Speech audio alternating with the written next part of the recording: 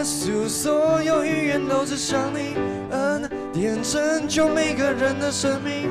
我深知前方道路总有你带领。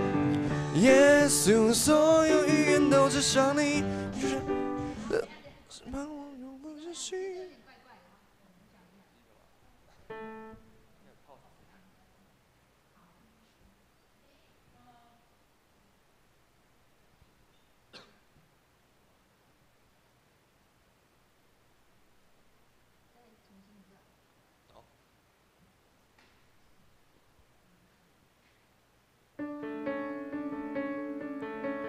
跳脱这世界的节奏，一切乌云抛在脑后。我入心，一颗向你呼求，爱像狂浪席卷我。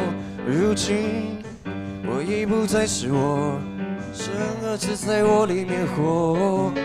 我要用力张开双手，伸向有你的天空。太阳、星球，你创造整个宇宙，你谁能够念我所有就有，你话语绝不落空，还有更多。耶稣，所有语言都指向你，恩典拯救每个人的生命。我深知前方道路总有你带领。耶稣，所有见证都指向你，宣告的神盼望永不止息。我决定一生跟随你，你到底。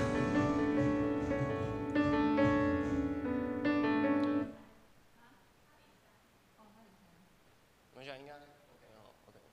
刚刚抓到了。抓到了。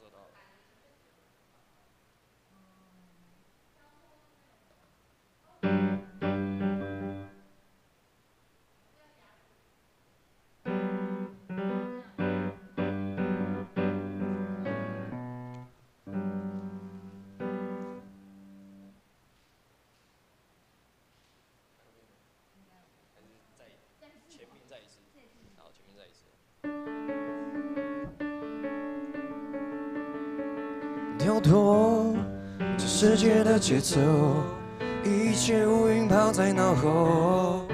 全心开口向你呼求，爱像狂浪席卷我。如今我已不再是我，神儿子在我里面活。我要用力张开双手，伸向有你的天空。太阳、星球，你创造整个宇宙，你却会透口念我所有就有，你话语绝不落空，还有更多。耶稣，所有都指向你。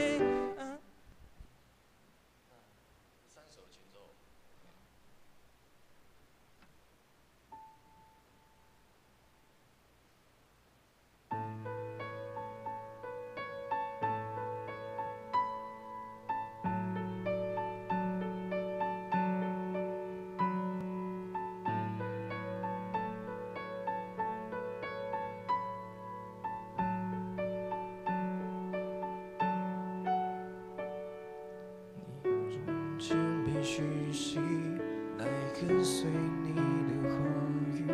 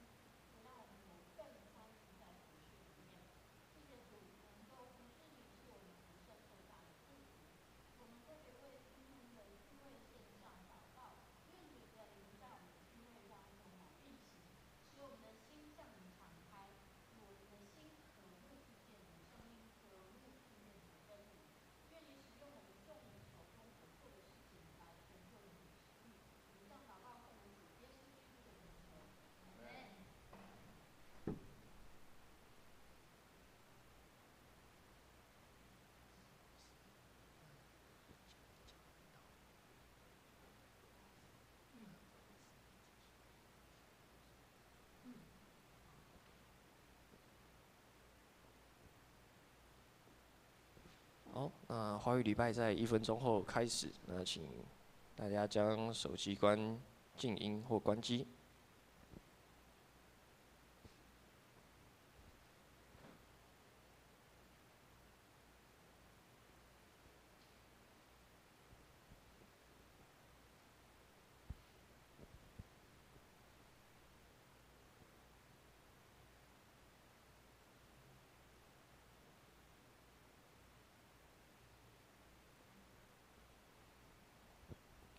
各位弟兄姐妹平安，很高兴我们今天可以一起来敬拜。那我们一起起立好吗？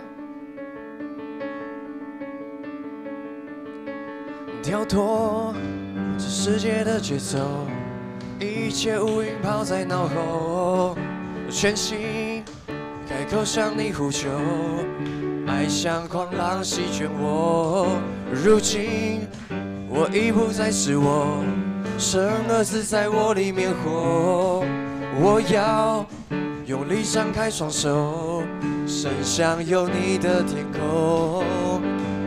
太阳星宿，你创造整个宇宙，你却回头顾念我，所有就有，你话语绝不落空，还有更多。耶稣，所有语言都指向你。恩典拯救每个人的生命，我甚至前方道路总有你带领。耶稣，所有见证都指向你，宣告的审判往永不止息。我决定一生跟随你，你到底跳脱世界的节奏。一切乌云抛在脑后，全心开口向你呼求，爱像狂浪席卷我。如今我已不再是我，神儿子在我里面活。我要用力张开双手，伸向有你的天空。太阳星宿，你创造整个宇宙。你却回头顾念我，所有就有，你话语绝不落空，还有更多。耶稣，所有语言都指向你，恩典拯救每个人的生命，我甚至前方道路总有你带领。耶稣，所有见证都指向你，宣告的审判往永不止息。我决定一生跟随你，你到底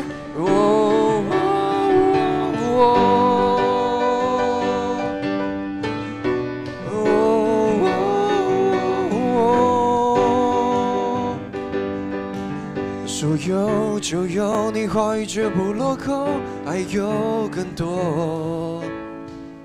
耶稣，所有语言都指向你，宣告每个人的生命，我甚至前方道路总有你带领。耶稣，所有见证都指向你，恩典拯救每个人的生命，我甚至前方道路总有你带领。耶稣，所有见证都指向你，宣告的审判往永不止息。我决定一生跟随你，你到底，我决定一生跟随你，到底。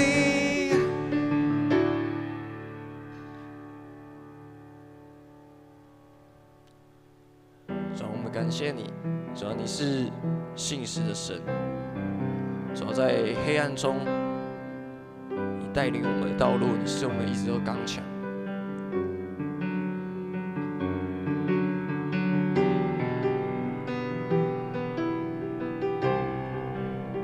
我们一起来唱这首歌，大过一切的爱。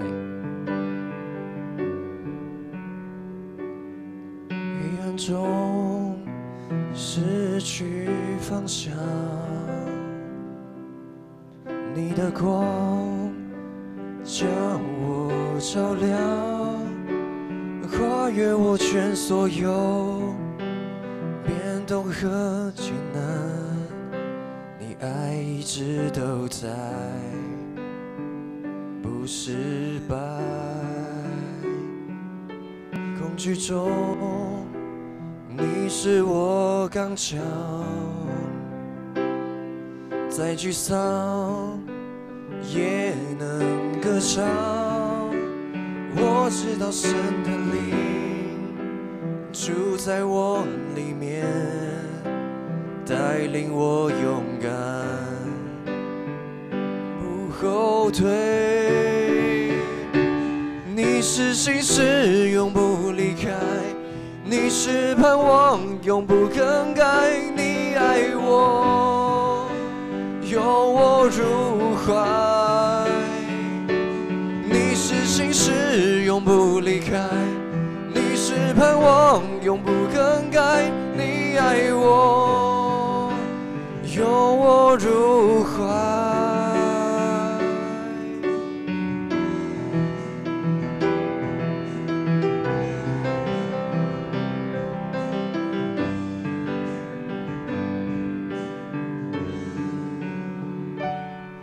黑暗中失去方向，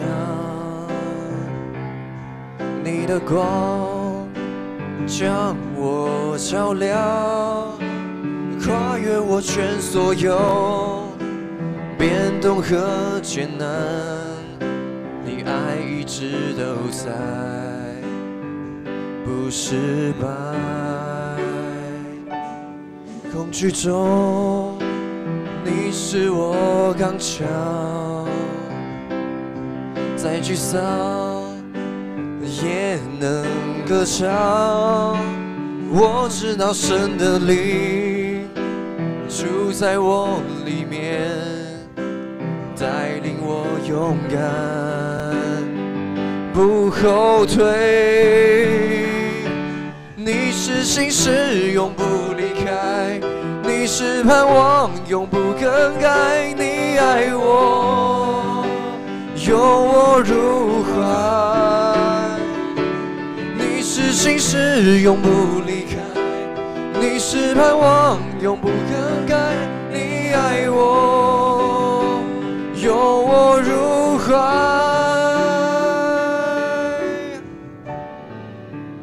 我要高举你名，爱吞灭了恐惧，无人能与你相比，触摸我心。你爱使我着迷，在你怀中安息，无人能与你相比，触摸我灵。我要高举你名，爱吞灭了恐惧，无人能与你相比，触摸我心。你爱使我着迷，在你怀中安息，无人能与你相比，触摸我灵。你是心事，永不离开；你是盼望，永不更改。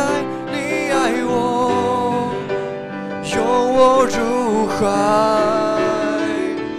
你是心事，永不离开；你是盼望，永不更改。你爱我，拥我入怀。你是心事，永不离开；你是盼望，永不更改。你爱我，拥我入怀。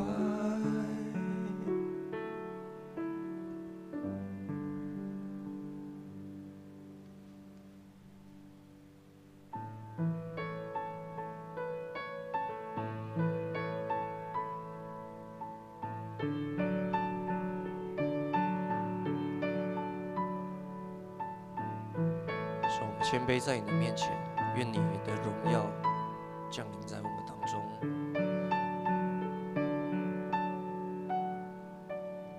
主，我们谦卑屈膝，来来跟随你的话语，在万民中做你的子民。主，我们谦卑屈膝，定义为圣洁国民，在万国中宣扬你生命。愿你荣耀国度降临我们中间，圣灵降下，焚烧众人心灵，复兴我们为失丧灵魂代求。愿爱你宝座前同心合一，刚强壮胆往不跌下去。主，我们谦卑屈膝，来跟随你的话语，在万民中做你的子民。主，我们谦卑屈膝，定义为圣洁国民，在万国中宣扬你生命。愿你荣耀国度降临我们中间，圣灵降下，焚烧众人心灵，复兴我们为失丧灵魂代求。悔改你宝座前同心合一，刚强壮胆往普天下去。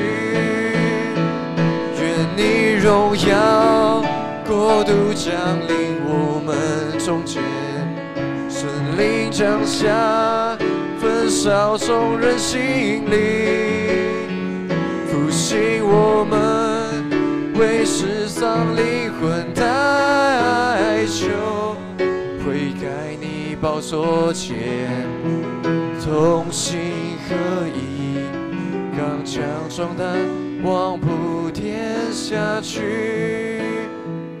愿你荣耀国度降临我们中间，圣灵降下，焚烧众人心灵，复兴我们为失丧灵魂代求。悔改你宝座前同心合一，刚强壮胆往普天下去。我们一起低头来祷告。主啊，感谢你的荣耀降临在我们当中，感谢你的爱一直围绕我们。主啊，我们就在你的面前，在你的面前承认你是我们的主，向你来悔改。主啊，就求你帮助我们，能够在凡事上能够定睛在你的面前，预备你的路，装备好我们自己，等到你再来的那一天。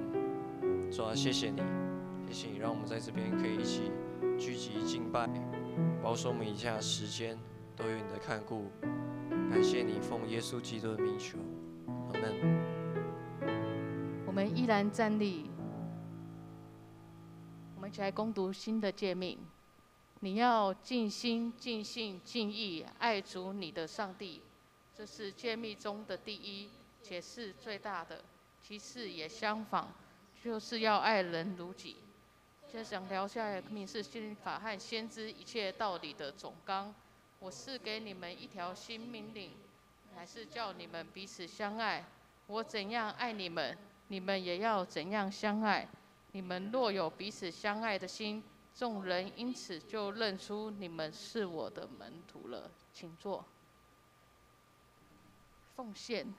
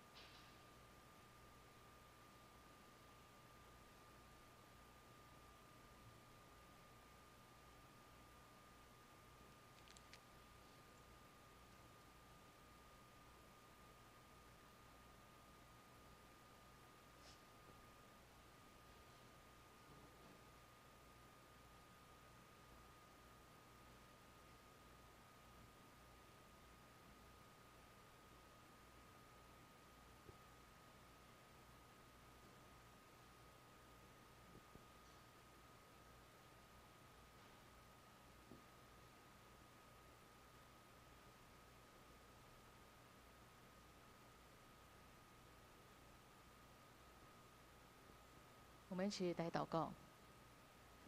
亲爱的天父，感谢你，因为你的怜悯与慈爱，赐下你独生的爱子耶稣，流宝血洗清我们的罪，让我们因着主的救恩，成为你所爱的儿女。我们的心对你充满无限的感恩。主啊，感谢你的慈爱与恩典，在我们软弱时，你安慰我们，并呼召我们过圣洁敬虔的生活，来预备主再来的道路。求主赦免我们常在生活中犯了不义的罪，心思意念常停留在生活上的需要，而忽略了你要我们去宣扬安慰人的信息。恳求主你的宝血洗清我们的罪，好让我们在你里面能更新生命，预备自己，一生只为主来开道路，并且向邻里贫穷的人传扬丰盛的福音，领受你的爱、医治和安慰。主啊，愿你的荣耀国度降临在我们中间，以基督的福音来预备人的心，让我们能同心建立你的教会，传扬福音。愿你的荣耀在全地彰显。主啊，这时我们把按自己的心意奉献献给你，求你悦纳，也求你使我们常保有一颗感恩的心，常做你所喜悦的事。我们也要用你所教导我们的主导文一起说：我们在天上的父，愿人都尊你的名为圣。愿你的国降临，愿你的旨意行在地上，如同行在天上。我们日用的饮食，今日赐给我们，免我们的债，如同我们免了人的债，不叫我们遇见试探，救我们脱离凶恶。因为国度、权柄、荣耀，全是你的，直到永远。阿们。报告，我们一起来看周报。我们来看代祷事项。我们持续来为这些肢体病痛的，还有在复健调养的，我们持续来为他们提名祷告，也为台湾这块土地来祷告。那我们来看教会消息。今天我们等一下梁月美老师所带来的信息非常棒，愿主耶稣的话传达给大家，成为人生路上的帮助。好，我们来看下主日是新春的合堂礼拜哦，大家要特别注意，我们的礼拜时间是10点，是合堂是10点，要特别注意下周。再来，我们看一下那个在新春期间我们的聚会时间有调整，就是1月19到28号的查经祷告会，还有团契聚会我们都暂停，然后再到下礼拜1月29号又恢复了9点半的聚会，但是那天是合堂礼拜，所以请大家要特别来注意。好，那剩下的部分大家自己来看，包含那个奉献的那个，我们因为要符合会计师的认证标准，所以采个人独立奉献或者是编号，那请大家配合。那如果你奉献你想要使用编号的人，那请向干事来登记。好，再来我们教会备有新春春联，可以给会友使用，但是我们原则上是一家领取一户，在下面的招待桌，请大家可以自己去领取。好，那奉献的明细如果有问题的话，我们也请向会计或出纳来更正。好，我们一起来看今天的经文，记载在以赛亚书40章3到5节。我们一起来读。有人声喊着说，在旷野预备耶和华的路，在沙漠地修平我们神的道。一切山洼都要填满，大山小冈都要削平，高高低低的要改为平坦，崎崎岖岖的必成为平原。耶和华的荣耀必然显现，凡有血气的必一同看见，因为这是耶和华亲口说的。讲到今天的题目是上帝国的超前部署。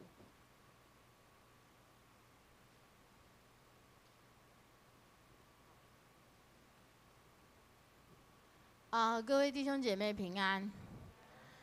我不知道在座有人看过我吗？除了你之外，我大概前3年吧，前几年有来过建成教会讲道。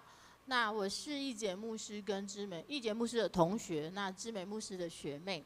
那我是在2021年的时候回到台湾来，然后进到台神，那目前是台神的助理教授。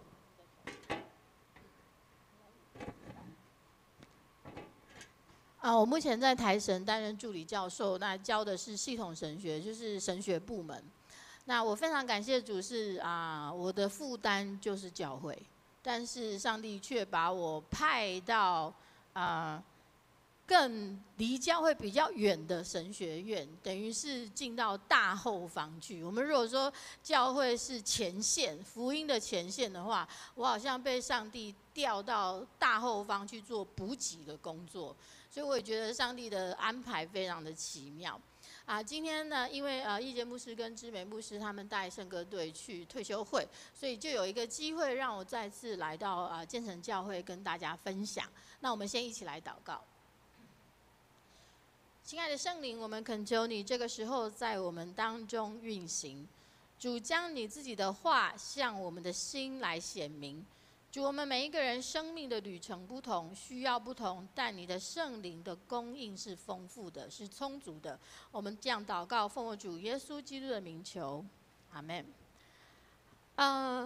这几年台湾在一个情况，我想大家都非常清楚，就是疫情。今年已经到了第3年，甚至要进到第4年。在疫情一开始的时候，事实上台湾是全球防疫的数1数2。大家应该对这个词都非常熟悉，就是超前部署。这就是我今天的题目。超前部署事实上有2种意义，一种意义是比较消极的，它消极的意义是指要防止重大的灾害带来严重的影响，所以要先做一些防范措施，譬如说疫情它是一定会发生的，而且它一定会造成全球性的影响。所以台湾一开始做的超前部署，第一关就是确保台湾的医疗量能。我想这个大家都享受在这个当中。另外一个是我们台湾也很常遇到的台风。当有台风要发生的时候，我们这个新闻一报道，然后大家现在我们台湾人都很厉害，就知道台风的时候要做什么样的准备。这个都是为了一件要来的灾害，一定会发生的灾害，没有办法避免的时候，你要去做避免它造成很大的影响。这是一种消极的超前部署。另外一种积极的超前部署，是指对于那个要来的事情，它是有发展性的，它是正面的，你要为那个东西做预备。譬如说这几年台湾政府在推动的是前瞻计划。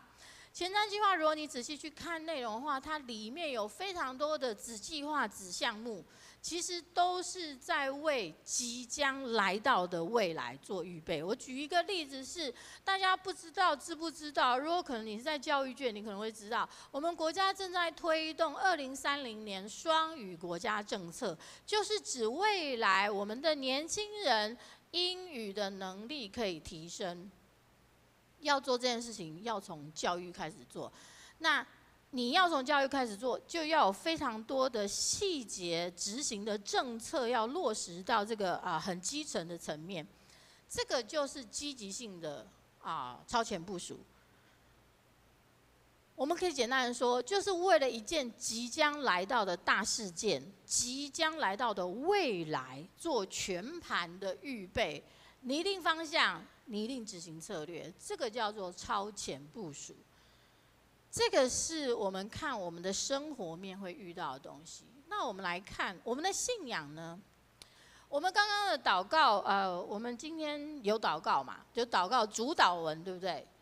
愿你的国降临。耶稣吩咐我们祷告，愿上帝的国降临。如果这真的，我们不是把它放在嘴巴上而已，而是读到心里、读到思想里面的话，那我们就要说，我们为这句话做了什么事情？我们的超前部署是什么？如果世俗的政府都为了那个眼睛看得到的未来、眼睛看得到的国家发展，做了这么多的规划，投入这么多的优秀的人才跟脑力进去，请问我们的教会又为了那个即将要来的上帝的国度，永远不会消失的上帝国度，即将要来的上帝国度，我们为了这个永恒的国度做了什么样子的预备？上帝国的超前部署到底是什么？我们今天的经文刚刚的版本跟我现在上面这个版本不太一样，那我来念一次。以赛亚书40章3到5节，有声音呼喊着，要在旷野为耶和华预备道路，在沙漠为我们的上帝修直大道。一切山洼都要填满，大小山冈都要削平，陡峭的要变为平坦，崎岖的必成为平原。耶和华的荣耀必然显现，凡有血肉之躯的都一同看见，因为这是耶和华亲口所说的。今天这段经文它的背景是什么？以赛亚写这段经文的时候，或者说以赛亚在记录领受这段信息的时候，这个时候的以色列已经被掳到巴比伦去，甚至已经过了2、3代。意思是说，有一些以色列人是出生在巴比伦的，有一些以色列人已经在巴比伦的地方怎么样成家立业、安身立命，他可能已经成为这个某个社区里面很重要的这个领导者，或者是他已经有自己的生意，自己都在那边生根落地了。事实上，我们可以说，有一些以色列人在巴比伦是过着乐不思蜀的日子。这个时候，先知以赛亚和他的门徒们继续传扬上帝要他们传的东西是什么？上帝要他们归回。意思是说，以赛亚的门徒们跟以赛亚事实上是在逆势操作。这些人不想回来了，这些人在国外发展得很好，但是先知领受的信息逆势操作，逆风而行，呼吁当时候过着歌舞升平的这些犹太人，你们要离开繁华的巴比伦，你们要离开那个虚华的世界，你们要回归耶路撒冷。即便耶路撒冷现在看起来是荒废了很久的，你们要回来，因为你们要重建圣殿，你们要重新建立敬拜的生活。先知吩咐以色列百姓要离开他们的舒适圈，要离开那个被掳者的身份，要回归他们是上帝所拣选的百姓的身份，要回归那个初心啊，那个原点。那个原点是什么？他们是上帝立约的百姓，耶和华亲自拣选以色列，亲自与他们立约，这是他们的第一个身份。先知呼吁他的百姓重新回到这个身份里面，要他们回去重建圣殿，重建敬拜。事实上是要他们重建跟耶和华的关系。他们在巴比伦，你觉得他们可以敬拜上帝吗？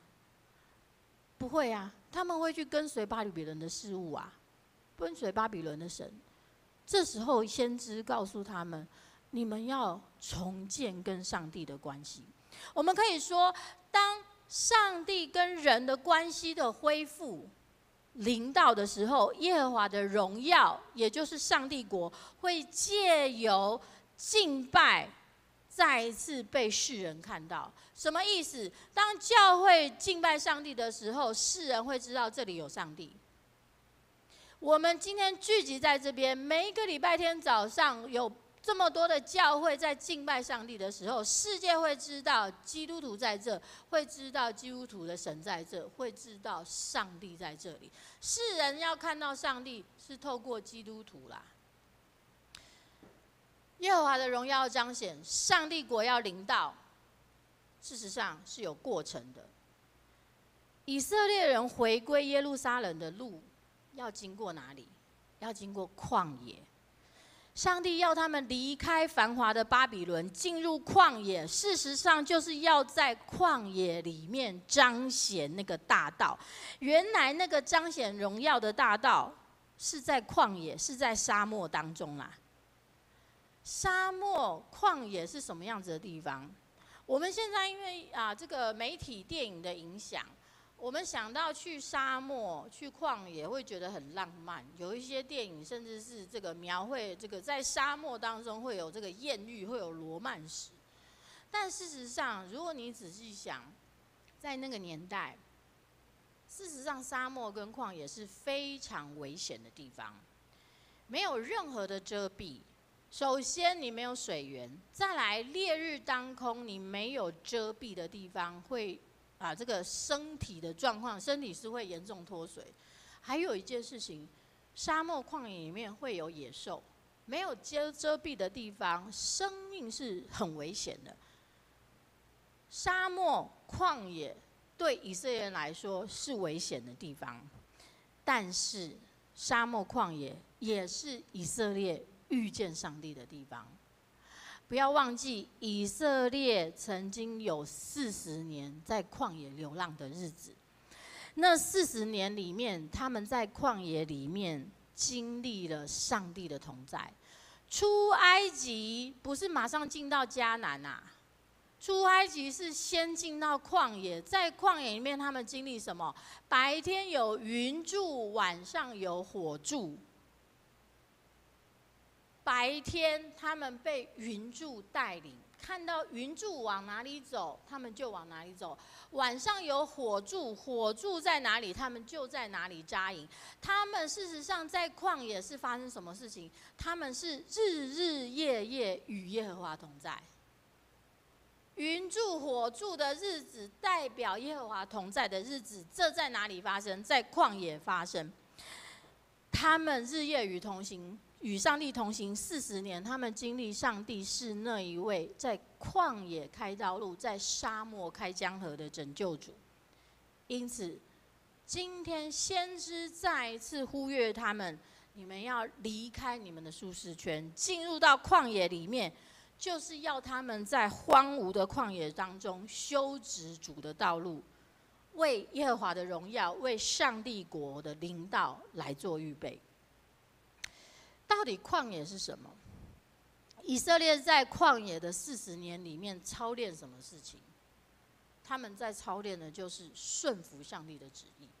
你要知道，有云柱、有火柱出现，人不见得会跟啊。你这样懂我意思吗？上帝显现的还有一件事情是人要回应啊。以色列就是在旷野里面操练顺服上帝、跟随上帝这件事情。他在练习做上帝的百姓，所有的关系都要练习。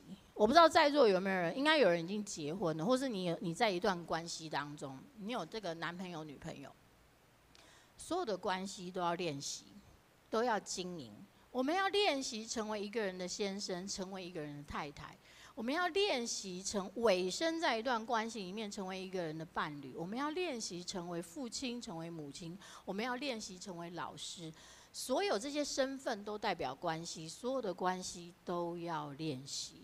以色列人在旷野里面，就是在练习如何成为上帝立约的百姓，怎么样守约啊？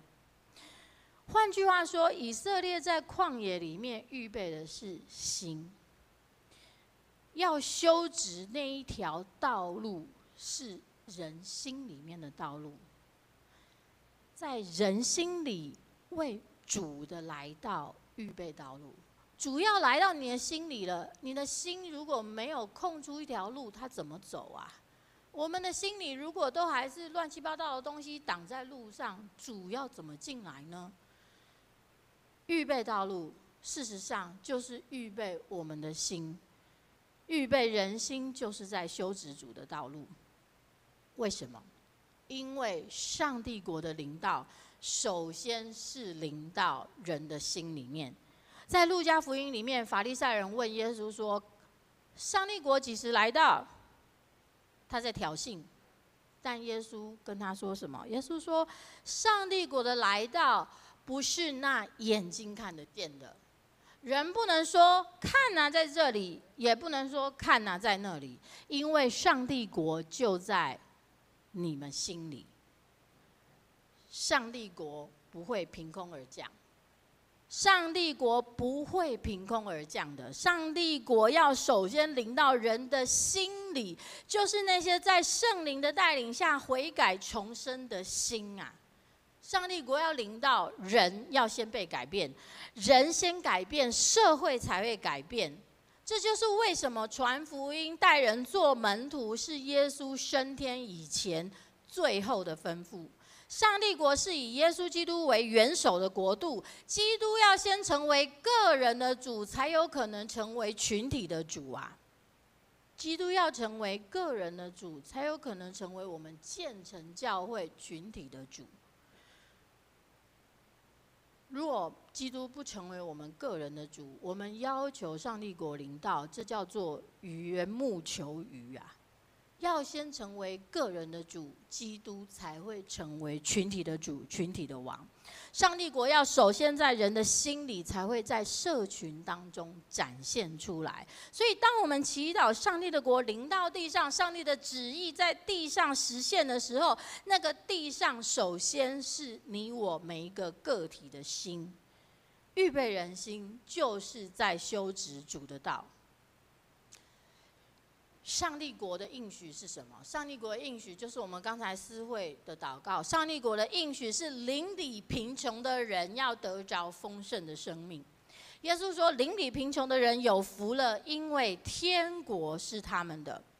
在保罗遇见耶稣以后，他多年的反思、多年的学习、多年的服侍，他体会到一件事情是什么？耶稣基督带来的恩典是彻底翻转邻里贫穷的生命。我不知道在座有没有第一代基督徒，你可以想一下你在信主之前你的生命境况，以及你现在信主以后你生命的境况。不认识基督的那一种邻里贫穷，跟现在有基督在我们心里作为至宝的那一种富足，这是保罗的见证。他说：“你们知道我主耶稣基督的恩典，他本是富足，却为你们成为了贫穷，好使你们因着他贫穷而得到富足。”我们知道我主耶稣基督的恩典。他本是富足，却为我们成为贫穷，好使我们因着他的贫穷而成为富足。邻里贫穷不见得是反映在外表，我想这个大家都非常知道。我们现代人的生活相当的富裕，但是心里出状况的一堆啊。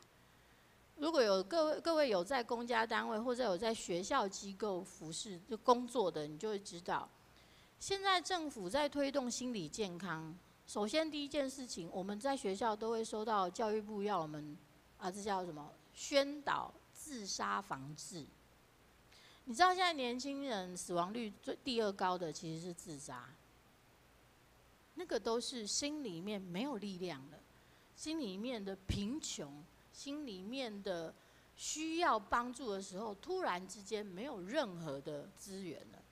那你说现在年轻人真正在这种物质上的贫穷有，但是真的不多，但是自杀率却是那么的高，你就知道那个贫穷，邻里贫穷，它不见得是外表看得出来的事情。他可能手上拿的是 iPhone， 可是他下一步他要跳楼。你这样懂我意思吗？邻里贫穷不会反映在外表，它意味着是你的生命当中，生命的中心没有那个活水泉源啊，没有资源可以支持你，这是我们生命枯竭耗尽的原因。这各位如果在教会服侍很重的人，有的时候你也会有这种感觉啊，我好无力哦。那个关键是什么？我里面可能已经没有活水泉源了。邻里贫穷是很严重的事情。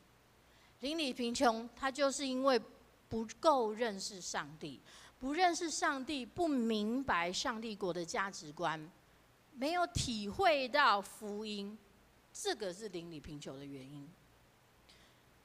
邻里贫穷，人就会活在与真理矛盾的错误的价值观、世界观里面。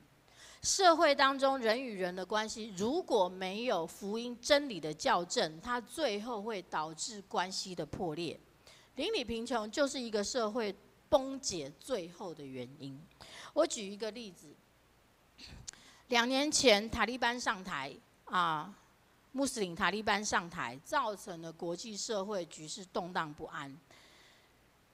塔利班的思想虽然它是一种被激化的极端它不是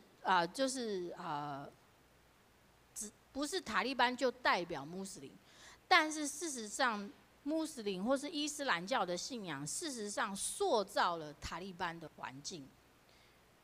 塔利班的确呈现了一部分伊斯兰信仰的价值观，其中一项塔利班政权或者塔利班在带来的这个事情，最被讨论的就是对女性的态度。塔利班自从1990年上台以后，他就关闭女子大学，10岁以上的女孩子不能够受教育，10岁以上不能够再受教育。他强迫妇女要持续工作，到去年有一点开放，是妇女不能在没有男性陪同下进入公部门工作，从事政府工作不行。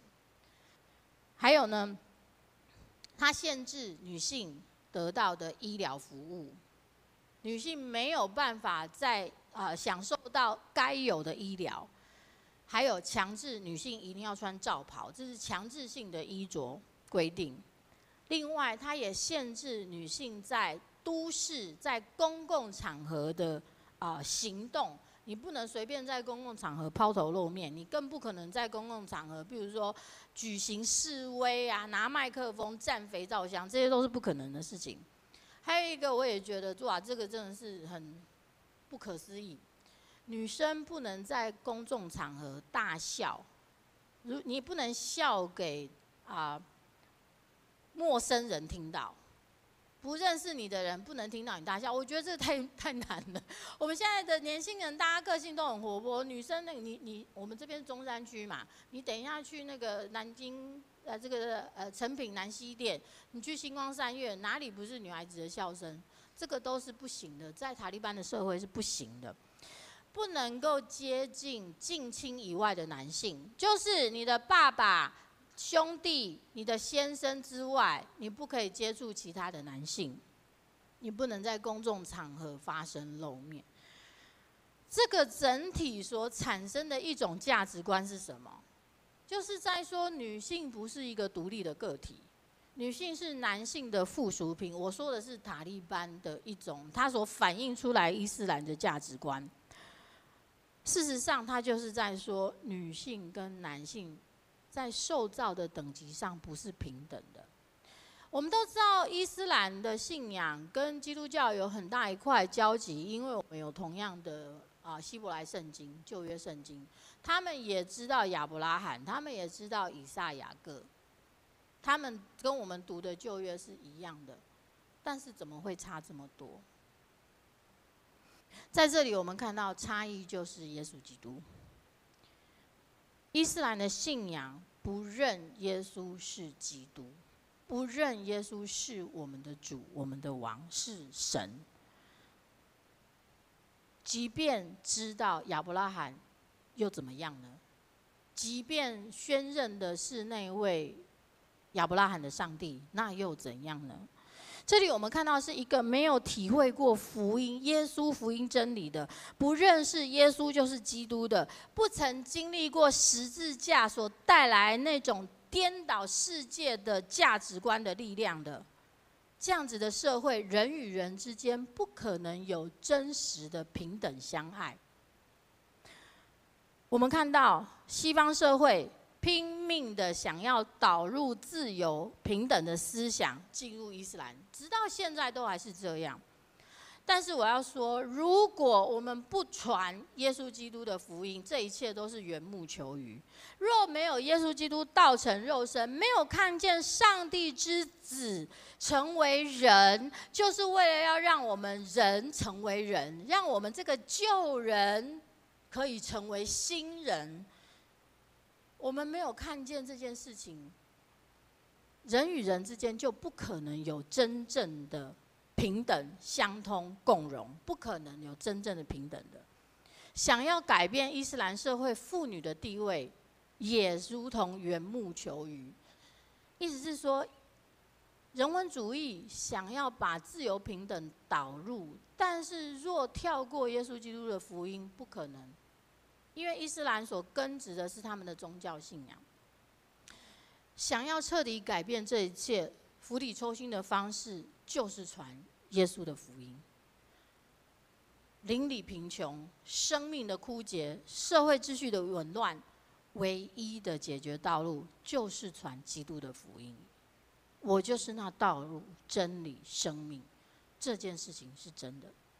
以耶稣基督的福音来预备人的心，在人心的旷野里面，为上帝的灵道预备道路，宣扬上帝国的价值观，一个社会才有可能改变。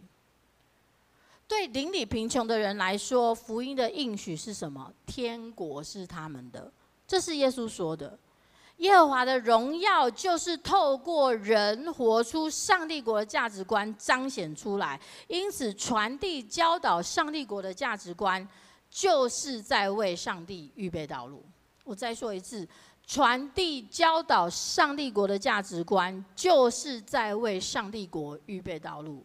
我们可以说，神学教育带人信主这件事情，就是为上帝国在预备道路。基督教的教育所传的，不只是耶稣基督的拯救，甚至是透过传耶稣基督的拯救这件事情来呈现上帝国的价值观，能够透过这件事情来指出上帝的心意是什么，上帝所喜悦的是什么。神学教育带人信主、认识真理，就是在为上帝国预备道路，预备人领受那一个耶稣基督应许我们的国度。马偕1872年来台湾，就是在做这件事情。1872年他来到淡水，他第一个月他就收了第一个门徒阿华严清华，1年之后已经有5位门徒受洗。他来台半年以后，他在他的日记当中写到，上面的这一段：清早，我与一群年轻人一起做工，迷人的时光飞逝啊，他心里面很开心啊，这多么接近我心里所想的，就如我从加拿大一路前来时所祷告以及盼望的情形一样，现在完全的实现。什么意思？马偕还没有来到台湾的时候，他心里面想做的事情，就是来台湾带门徒、做门徒，用带门徒的方式带领台湾人信主。他要带的是台湾的年轻人，所以当他开始收学生、跟学生在一起的时候，他就感受到他在祷告的事情成就了。他后来继续写，严清华来拜访。我曾经求上帝让我得到第一位信主的人，是一位聪明有活力的年轻人。这是我还没有到台湾以前就迫切向上帝祈求了很久的事情。现在我知道上帝听了我的祈求，我心中对这件事情是那么的确信，所以当严清华还没有任何要信基督的迹象，我心中因为感激而难以入眠。什么意思？严清华是什么人？严清华不是一般人，严清华是是读书人，他是非常聪明的读书人。根据记录，他曾经到北京去，中国沿海的这个几个大城市到北京。那个时候的台湾人可以到中国，甚至是这几个大城市，甚至到北京去，那个不是普通人。我不是说中国比较好，是那时候台湾真的是没有人要来的地方，台湾是没有人看见。台湾现在全世界都知道台湾，那个是因为地缘政治的关系。现在的台湾跟以前台湾很不一样，以前台湾没有人知道，没有人要来，大家都知道。以前台湾，如果你们的历史有念到这个话，你会知道以前台湾是中国的囚犯、流犯，在中国混不下去的人来的地方。严金华就是那个时代人，意思是严金华是一个非常优秀的年轻人，所以他有机会能够到大城市去。他是读书人，他来遇到马偕是什么样的情况？马偕来到淡水。他就想说，哇，这个外国人传那些西方的那个阿多啊外国鬼子的东西是什么？严金华一开始去找马偕是去，这样我们说台语说呛虾，是去跟他挑战，是去跟他挑衅的。连续5天呐，他带了超过20个读书人和私塾的老师去跟马偕吵架，去跟马偕辩论，连续5天。马偕写这段话的时候。是在那个情况下，意思是什么？马偕期待他第一个信主的门徒是一个聪明有活力的。严金华果然很聪明有活力，每天跟他吵架。马偕没有因为严金华冒犯他而感觉到难过或感觉到这个不爽，没有，因为他看到这个人的特质就是他在祷告的那种人，又年轻又聪明。他看到这个人来找他的时候，他相信他已经看见上帝回应他的祷告。他即便严金华一直不，那时候他一直跟他吵架，但他知道严金华会相信，严金华会信主。果然5天之后，严金华回来找他，跟他说：“我相信你所传的这一位上帝，我现在要信这一个。”这件事情是在那个事情发生，是在严金华愿意信主之前发生的。意思是什么？马偕他的祷告在还没有成就的时候，他就已经看见他要成就了。马偕他正走在为上帝国预备道路的方式上。他继续说，还没有离开加拿大时，我心中就已经构想着要有本地的传道人来为本地教会工作，而我的祈求得到应允。阿华的来到，表明了教会首领，也就是耶稣基督的心啊。意思是说，他心里面真正想的是，我要训练台湾人成为传道人，让台湾人传福音给台湾人。这件事情，当阿华出现的时候，他就知道神为他预备，已经应允了。神学教育。用传福音、传真理的教育来培育本地传道人，建立一个本地的宣教团队，就是马偕的宣教策略。我们很常知道的拔牙用医疗，这个马偕医院嘛，医疗还有旅行，这些其实都是他在落实神学教育宣教策略的一种辅助方式。他真实心里面想的是引导台湾人认识耶稣基督的福音。教导台湾人上帝国的真理，这才是马偕宣教的核心。他在1898年来台湾26年的时候，那个回顾当中，他提到牛津大学就是后来的台湾神学院。牛津大学牛津学堂所有的授课内容，都是为了要预备传福音的人去传讲基督与他定十架。牛津学堂为此目的设立，别无他旨。他很专一，我设立牛津学堂做神学教育，我就是要训练本地的传道人。他继续说，我离乡背井来到一个异教之地，只有一个原因，就是来到不信、没有听过福音的地方。他只有一个原因，别无他求，就是要传钉在十架上的耶稣。为此，我经常彻夜不眠，我很少一晚睡超过3、4个小时。我全心整个脑袋都在思想，我要怎么样为耶稣做更多。他说，我决定我要教导年轻人，我要让他们跟我一同传道。因此，我们不只在每一个城市比较大的都市里面，还有这个小一点的乡镇村落里面传讲耶稣。我们还进入只有3、4个小房子形成的那种原住民的小部落传道，用这种方式，我们走遍了北台湾。7年之内，你看看，我住在淡水的时间只有175天，7年在淡水不到半年呐。我们在座，如果你的家人，你的先生、你的太太，7年那个只有半年不在家，你会发疯吧？马偕那个时候服侍到这种程度啊，那个他的太太也是跟着跑了，不用担心他。7年内住在淡水不到半年，但他说，我们确实受苦，经历艰难，但是我没有任何的功劳，一点都没有，因为唯有耶稣配得。是耶稣为罪人死，唯有耶稣配得。在蓝天下大榕树下的逍遥学院，一开始他们是在这个没有建筑物的这个自然环境里面，那个叫做逍遥学院。后来到我们刚才看到那个照片是有建筑物的牛津学堂。这28年来，马偕在台湾28年，宣教目的没有一天偏离过。就是他就是要训练本地的人来传福音，训练本地传道人和本地的圣经宣道妇。马偕训练的传道人有男有女，而且女性不是来做插花煮饭的事，女性是教圣经。马偕训练的传道人从一开始，男性跟女性就有，甚至马偕在最后一天。马偕生命的尾巴，最后一天，他病得非常，他是得喉癌，病得很严重，很严重。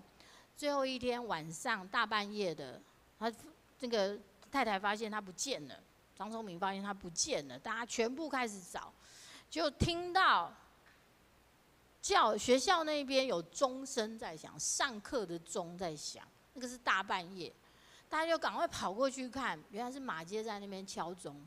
他们就问说：“啊，你干嘛现在敲钟？现在半夜，学生都在睡觉，没有人会来。”这样，马偕就说：“我要教他们起来，要上课了，要考试了。”那是他人生的最后一天。什么意思？马偕在人生的最后一天，他心里面仍然想的就是教导、教育他的学生。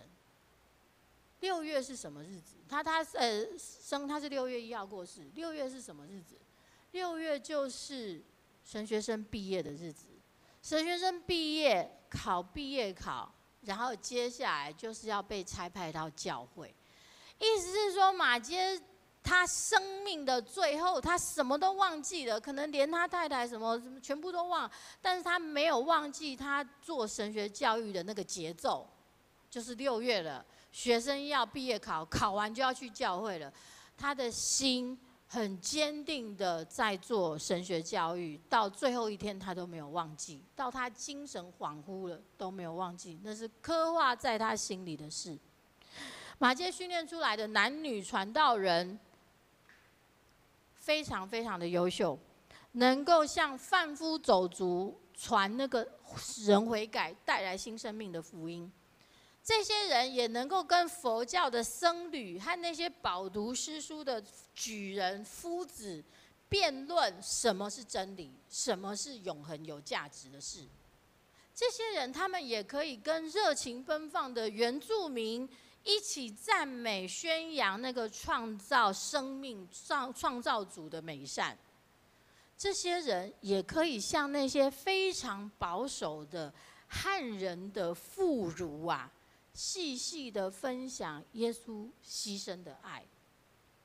神学教育培训本地的传道人，就是马偕为上帝国临到北台湾所做的事情。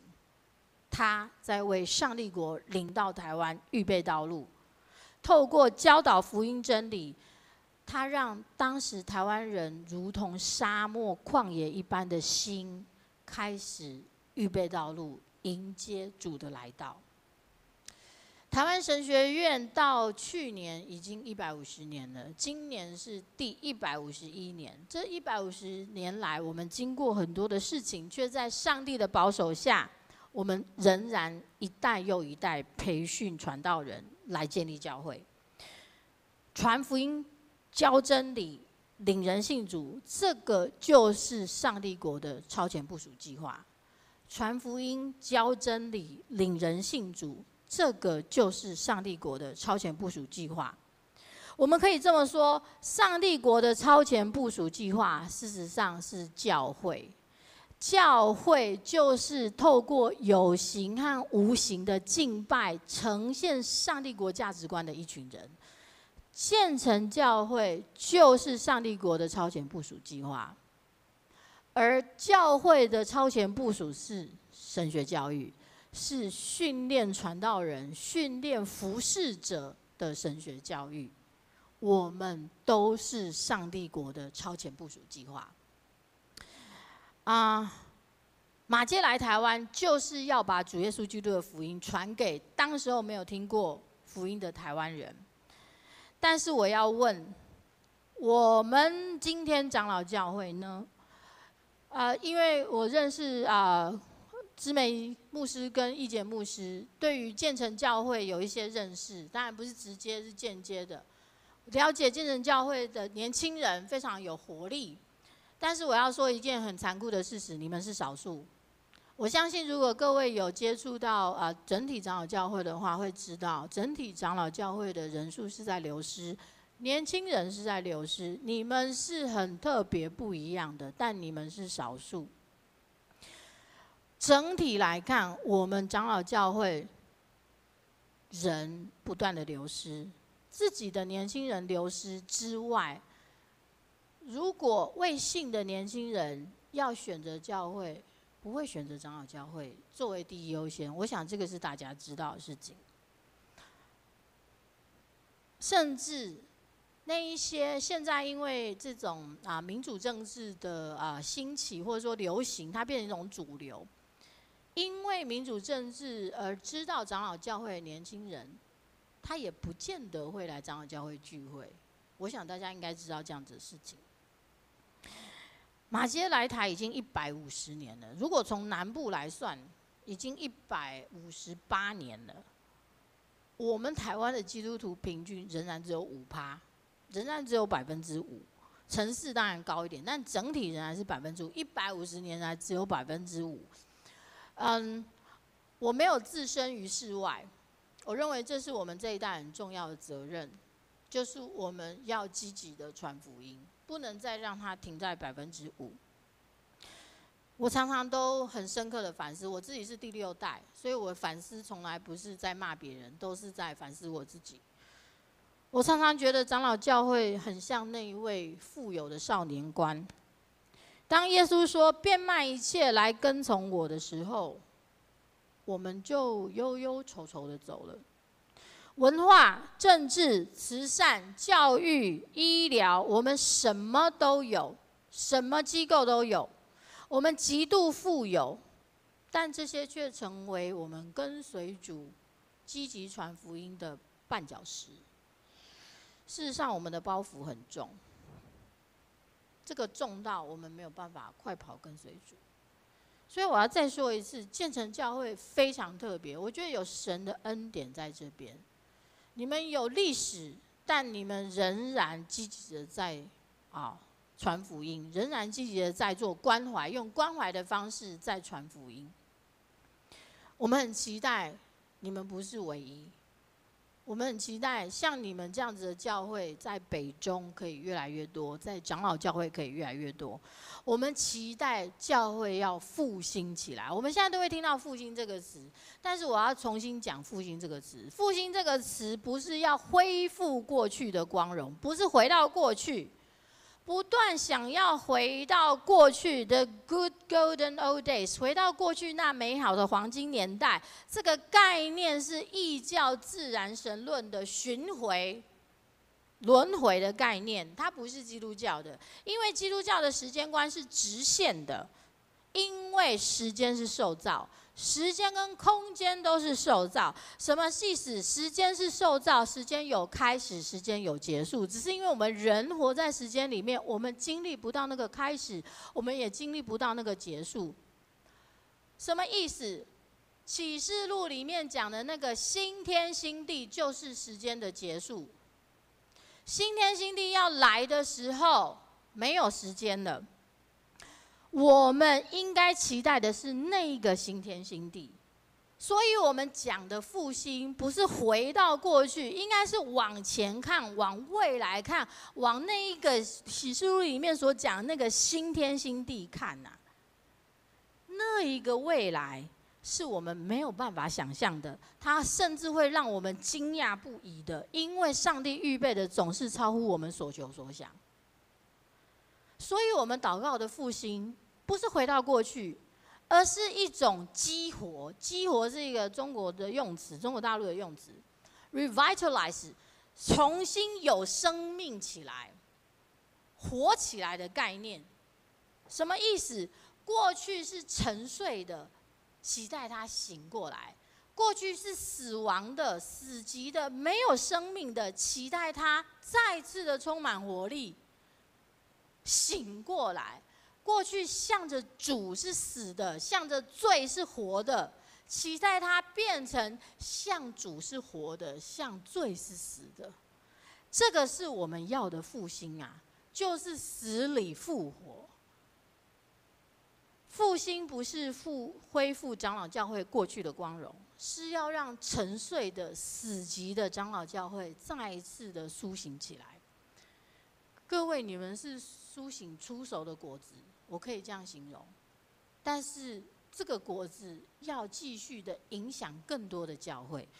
不管你将来因为你的工作、你的婚姻，你会离开建成教会到别的教会。期待你身上那复兴的种子继续的传到你所在的地方。明年是马偕来台下一个今年是马偕来台下一个150年的开始，151年。愿圣灵使我们的灵苏醒，愿圣灵使我们积极的来为上帝国超前部署。我们需要束腰快跑跟随主。我们请敬拜团上来啊！我们等一下要来唱这首回应诗。最后，我要用马偕写的一段话，跟我们大家一起来勉励。我们可以把它当作是我们的祷告。当我们踏上福音宣教的旅程的时候，我们不害怕。我们信赖的是永恒的上帝，因为上帝就在我们的前面。在我们的后面，在我们的左边，在我们的右边，上帝在我们的里面，更在我们的上面。我们是在永远的背绑下，我们是在上帝永远的保护里面。愿耶稣，我们那被高举的救赎君王，保守我们众人及众教会，无论是在近处的教会，或是在远方的教会。无论是现在的教会，还是未来的教会，都能够成为那个忠实而且真实真诚的教会，直到他再来。因为地上的国终将成为我们主耶稣基督的国度。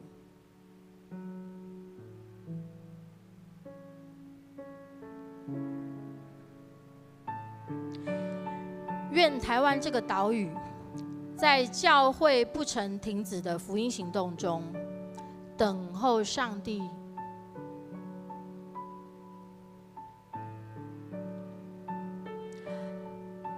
等候上帝旨意的彰显。愿他国度的荣耀彰显在台湾。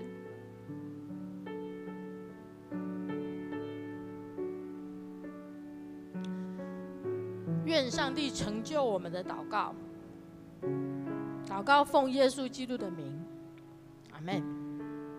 我们一同从座位上站起来，我们用这首歌来回应神。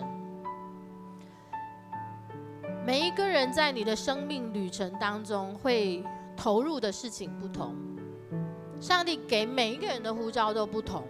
但是它都是上帝国度的一个部分。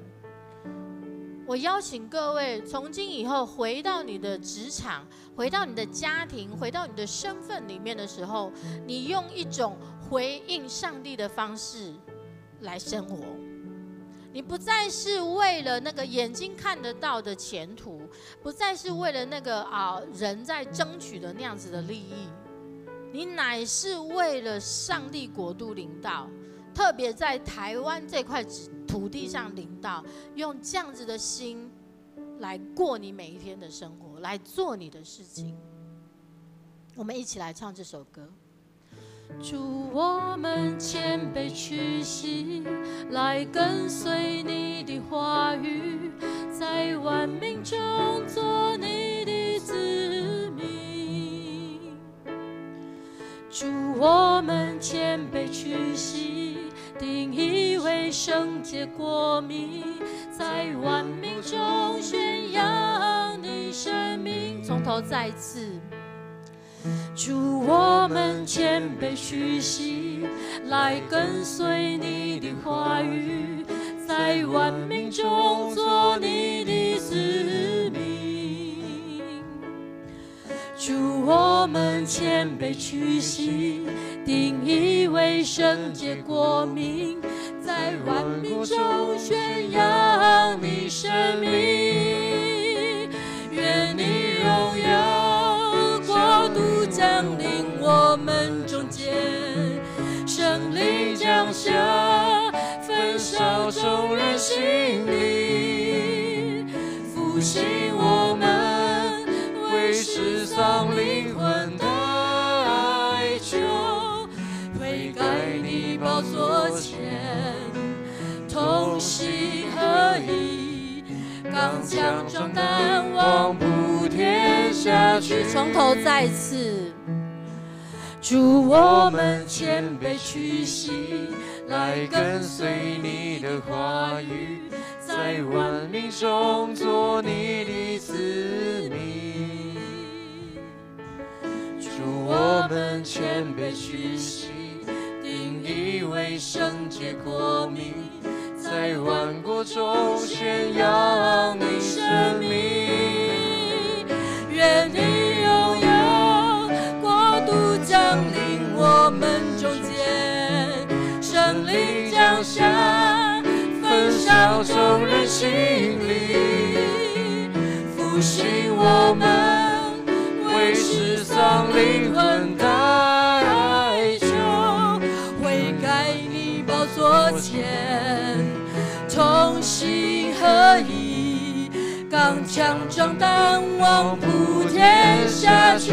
愿你荣耀，愿你荣耀，国度降临我们中间，圣灵降下，焚烧众人心里，复兴我们为失丧灵魂的哀求，悔改你宝座前，同心合一，刚强壮胆，往普天下去。我们一起来祷告，弟兄姐妹，我邀请大家花一些时间来思想我们的生命，你来领受上帝在你生命当中所放下的那个超前部署是什么？那个为他国度来到的超前部署是什么？你来花一些时间来思想，我们来祷告。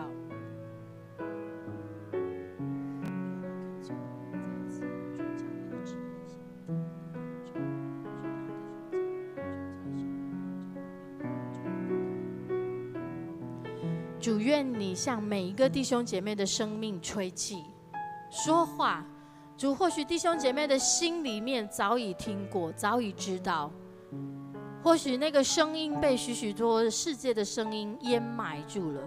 主，我们就恳求你再次，主，让我们的耳朵张开，让我们心上的油脂被除去，以至于主，我们清楚的知道，主，你量给我们为你国度的超前部署是什么。也恳求你的圣灵赐下能力，赐下勇气，主，让我们做的时候不犹豫不迟疑。也恳求你的圣灵赐给我们智慧，让我们明白主你的心意，你的带领。我们在做判断的时候，主，我们不是根据这个世上的标准，我们不是根据我们自己的欲望，我们自己的想念，主，我们乃是根据你真理的指引。主，我们再一次把建神教会的弟兄姐妹摆放在你的手中。主，你丰丰富富赏赐这间教会，各样的资源都充足，而且有这么多的年轻人，这么多的社青聚集在这里。主，我们看到长老教会不断的萎缩的时候，这里仍然有发芽的教会，我们就恳求你大大的浇灌，使这间教会主属于你的新芽生发成长，主，并且能够影响其他的教会，影响我们整体教会，不只是长老教会，能够影响台湾的教会。主，因为我们知道这是出熟的果子，已经献上成为祭。主，我们再一次献上满心的感谢，愿主你将你国度的画面启示我们，赏赐给每一个在座的弟兄姐妹。谢谢主，谢谢主，你今天大大的与我们同在。主，你的真理要继续的在我们的心中生根发芽茁壮。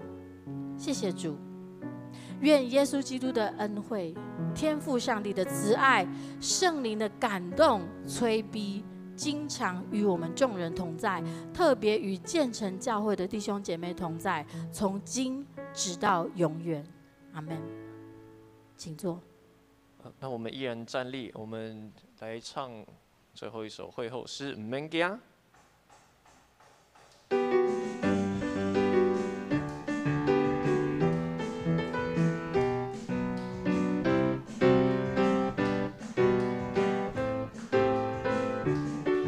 哦，主，求你使用我，哦，主，差遣我，使被掳的释放，瞎眼的看见，叫那受压制的自由。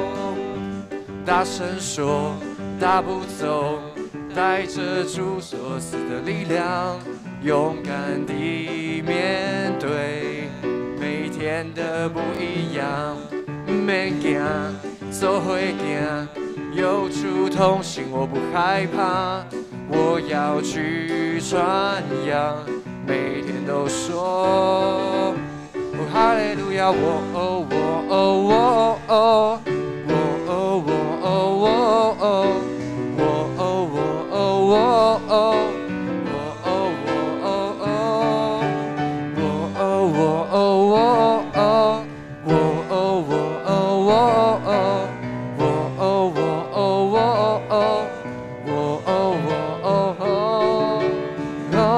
大声说，嘿，嘿，带着主所赐的力量，勇敢地面对每天的不一样。